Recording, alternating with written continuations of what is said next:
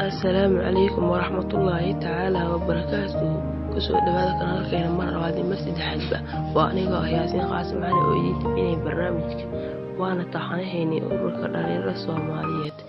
إسرائيل قيبتي سي شنات وحنا مخالقة نقول فقولينا طالنوليتي مدن ياسين حاج اسمان شرم أركه حوينتي اتحاد دليل أورك إسرائيل انت aanu ku guda galin muuqaalkan fadlan subscribe saar laagtan taabo si share garay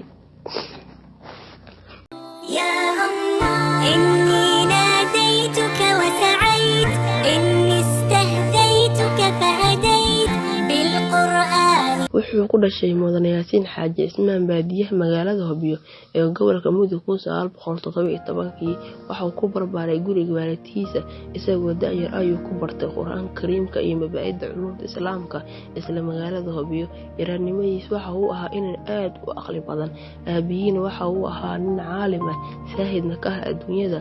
ku shaqeeya cilmigiisa waxa uu xooga saaray waxbaridda wiilkiisa ilaa uu ka dhameystay daraasadii cilmiga ahayd ee Qur'aanka iyo qorista iyo mabaadi'da aasaaska ah ee luqadda Carabiga kadib waxa uu ku biiray iskuulka hoose ee Talyaaniga waxaana ka bartay luqadda Talyaaniga ilaa uu ka gaaray heer wanaagsan waxaana ka noqday qoraa mid ka mid ah xafiisyada xukuumadda Talyaaniga waxaana magac iyo darajo ku dhaxeeyay dadkii isaga la midka ahaa taas oo uu ku kasbaday dadaalkiisa iyo aqligiisa waxaana ku sifoobay tilmaamo ay yar tahay in qof kulansado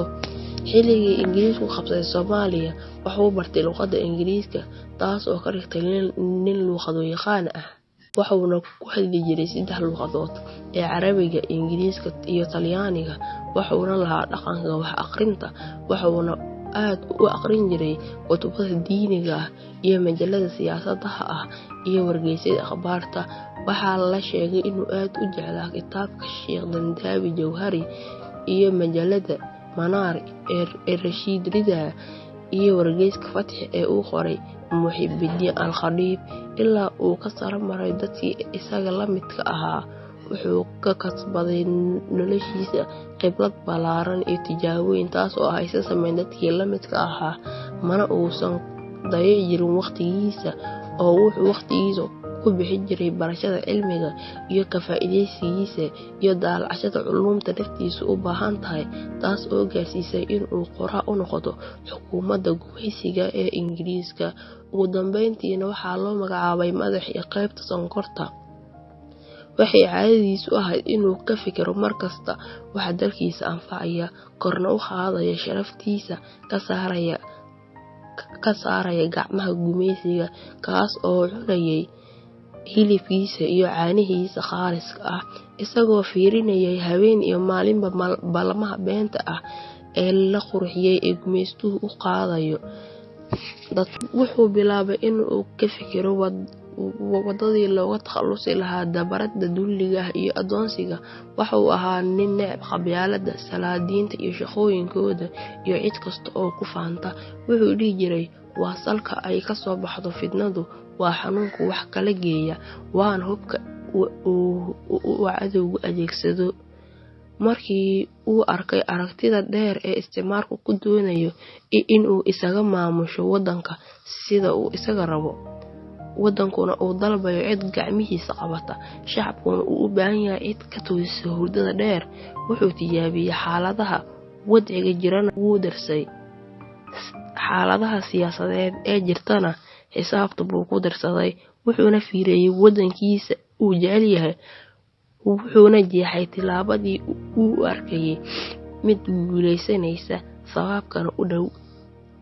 wuxuu ahaa nin shakhsiyad u saaxiib ah awood iyo soo jiidasho leh taas oo dadku ku saameyn jiray waqtiga wuxuu kulmiyay isaga iyo saaxiibkiisa mudane Cabdiqaadir Sakhaawudiin waxayna ku heshiiyeen fikrad run ah taas oo u xambaarsanaa Yaasiin iyo fulinteeda ilaa ay ka kulmayeen koox Ilaahay rumaysay Rabbina u siyaadiyay iimaan iyo hanuun wuxuuna u soo bandhigay fikradii ay xambaarsanaayeen wayna isdaarsadeen in ay wadankooda u istaagaan wax kasta oo kala goynayana ay ka fogaadaan sida haybta, qabyaaladda, koox-diineedka iyo wixii la mid ah, si ay Soomaaliya u noqoto ummad mid ah. Wuxuu ahaa xubintii 3aad ee xubnihii 13 ahaa ee aasaasay xisbigii midnimada dhalinyarada Soomaaliyeed. Wuxuu ahaa kii dhigay dhagaxii koowaad, abuuray geedkii koowaad ee mirihiisa la guranayo ilaa iyo hadda. Wuxuu dariiqda u ifiyay dhalinyaradii Soomaaliyeed, isagoo u jeexay qorshayaal siyaasadeed. Markii uu dhammaystirana waxa uu ka tagay dardaaran ku aadan dhinacyada nolosha siyaasadeed iyo tan bulshadaba. Mana jiro qof inkiraya inuu ahaa hoggaankii koowaad iyo aasaasihii koowaad ee Golaha Dhalinyarada Soomaaliyeed, wanaageeda dhammaantiisna uu u noqonayo isaga maamul iyo wanaajinba. Wassalaamu calaykum.